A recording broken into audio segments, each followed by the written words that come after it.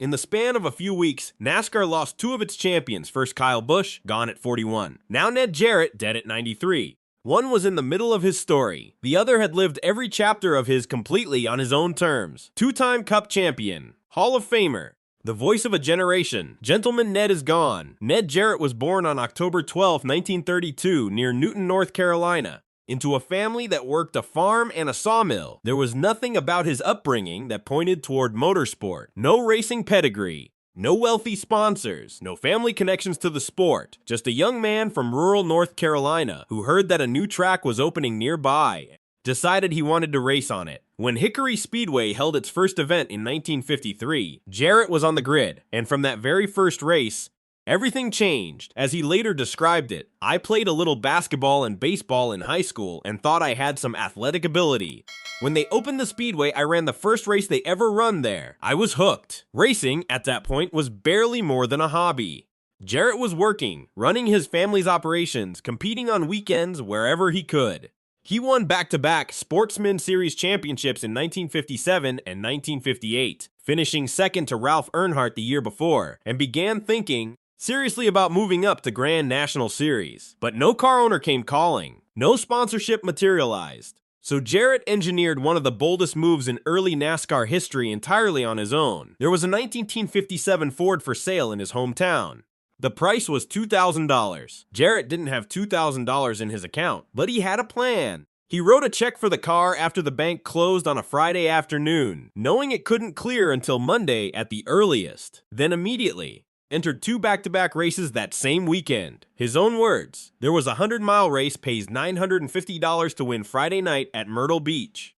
There was another race on Sunday afternoon in Charlotte that pays $950 to win. That's $900. I can cover that check on Monday morning. You can't be foolish enough to try that, but I did. I had no doubt in my mind." He won the race at Myrtle Beach on Friday. He won again in Charlotte on Sunday. The check cleared Monday morning, and that audacious two-day gamble launched the Grand National career of one of the greatest drivers NASCAR has ever produced. Over the next 13 years, Ned Jarrett assembled a record that stands among the most dominant in the history of stock car racing. 352 starts, 50 wins, 185 top 5 finishes, 239 top 10 results. He became just the third driver in NASCAR history to reach 50 wins, a milestone that took him fewer starts than almost anyone who followed. In 1961, competing for car owner B.G. Holloway in a Chevrolet, Jarrett won his first Cup Series championship, and he did it by winning just one race the entire season. What carried him to the title was relentless, machine-like consistency.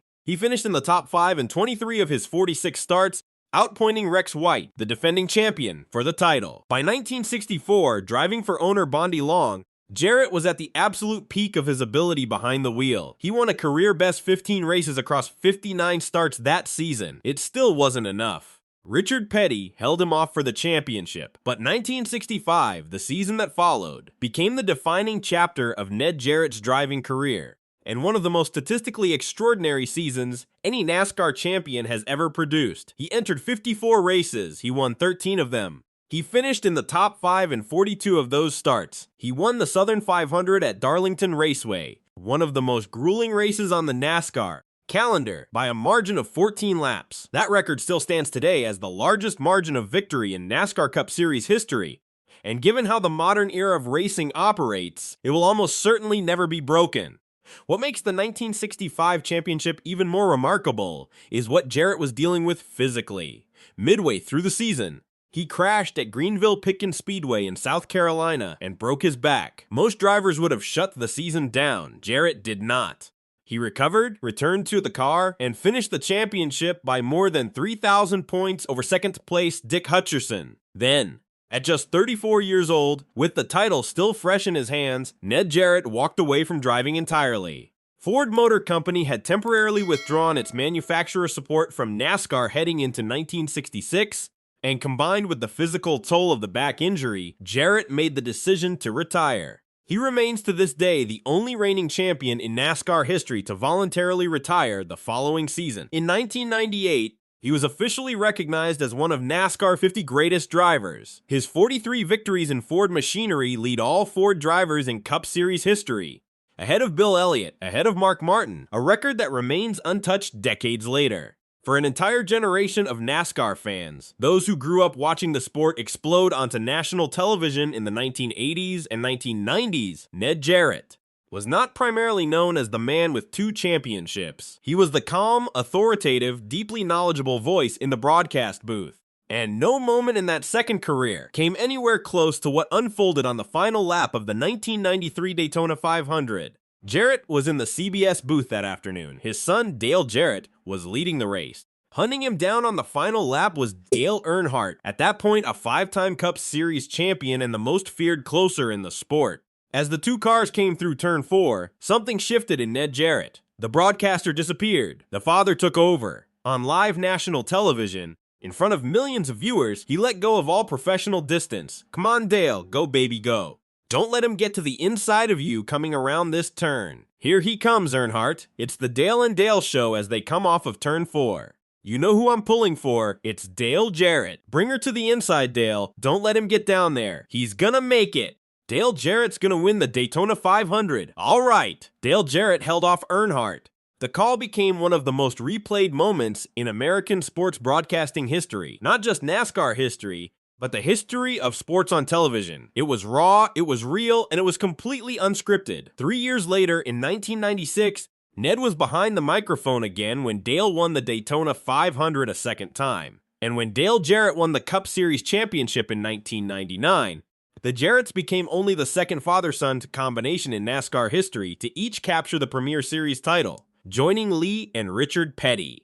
Both Ned and Dale now occupy their places in the NASCAR Hall of Fame. Ned inducted in 2011, Dale in 2014, one of only 5 father-son pairs in the Hall recognized for their careers as drivers. Ned Jarrett's transition from racing to broadcasting didn't happen overnight, and it wasn't handed to him. After retiring from driving, he launched a daily radio news program called Ned Jarrett's World of Racing, which became a consistent presence in the NASCAR community throughout the late 1960s and 1970s. In 1978, he joined the Motor Racing Network as a pit road reporter, working radio before making the move to television. His longest and most prominent television tenure came with CBS, where he worked from 1979 to 2000, over 2 decades in the booth. He later joined ESPN, where he was paired with play-by-play voice Bob Jenkins and analyst Benny Parsons, a trio that fans of the broadcast era still consider among the finest NASCAR has ever had on television. On CBS, he worked alongside the legendary Ken Squier. Ned Jarrett was the first former driver to successfully transition into a full-time major broadcast role in NASCAR, and he set the standard that every driver-turned-analyst since has been measured against. What made him exceptional in the booth was not simply that he knew the sport from the inside, though he did, as deeply as anyone. It was that he could take that knowledge and translate it into plain language for fans who were encountering NASCAR for the first time. When NASCAR introduced new pit road speed regulations at the 1991 Daytona 500, it was Ned Jarrett that CBS turned to explain the changes to a national audience. When the restrictor plate needed to be demystified, he did it clearly and without condescension. He had a recurring segment where he would drive on the track at normal highway speeds and have race cars pass him at 200 miles per hour, a demonstration that communicated the raw speed of stock carsing more effectively than any graphic or statistic ever could. That was the kind of broadcaster he was, practical, precise, and genuinely committed to making the sport understandable to everyone watching. Ned Jarrett was inducted into the NASCAR Hall of Fame in 2011 as part of the second ever class of inductees. He was also inducted into the International Motorsports Hall of Fame in 1991 and has been enshrined in over a dozen halls of fame recognizing his contributions across multiple dimensions of the sport. Beyond driving and broadcasting, he also served as the promoter of Hickory Speedway from 1968 through 1977, winning Promoter of the Year honors twice during that stretch. His family confirmed he died peacefully on June 4, 2026, surrounded by his children, Dale, Glenn, and Patty, all 3 of whom built careers of their own within NASCAR. His wife Martha, to whom he was married for 67 years, passed away on February 5, 2023. The tributes arrived immediately from across the sport. Richard Petty, who competed directly against Jarrett on the track for nearly a decade, issued a statement through the Petty family. Ned was one of the true gentlemen of our sport and a fierce competitor, whose talent, integrity, and dedication helped shape NASCAR into what it is today. Our family shared many years of competition, friendship, and mutual respect with Ned and his family. NASCAR CEO Steve O'Donnell said in his official statement, despite his calm demeanor, Gentleman Ned Jarrett was as fierce a competitor as NASCAR has ever seen. His on-track accomplishments speak for themselves with wins and championships across several NASCAR divisions. But it was his off-the-track persona that separated Ned from his peers. He was as kind as his nickname indicated, and his endearing personality helped him excel in his second career as a broadcaster. Ned was an outstanding ambassador for the sport for more than 6 decades, and he will be dearly missed. This loss lands just weeks after the death of Kyle Busch, 2-time Cup champion, gone at 41, making this one of the most difficult stretches the NASCAR community has faced in memory. 2 champions, 2 completely different eras, both gone within the same month. Ned Jarrett won 50 races, he claimed 2 championships, he broke his back mid-season, and returned to win the title. He walked away at 34 on his own terms, he reinvented himself behind a microphone, and became the first driver to successfully make that transition at the highest level. He called his own son to one of the most famous victories in Daytona 500 history. He watched that son become a champion. The nickname Gentleman Ned was not given to him because he was passive. It was given because he demonstrated across more than 6 decades in this sport that it is possible to compete at the absolute highest level and still conduct yourself with complete dignity. Drop a comment below with your favorite Ned Jarrett moment, whether it's from the track or from the booth. If this kind of NASCAR history is what you come here for, make sure you're subscribed.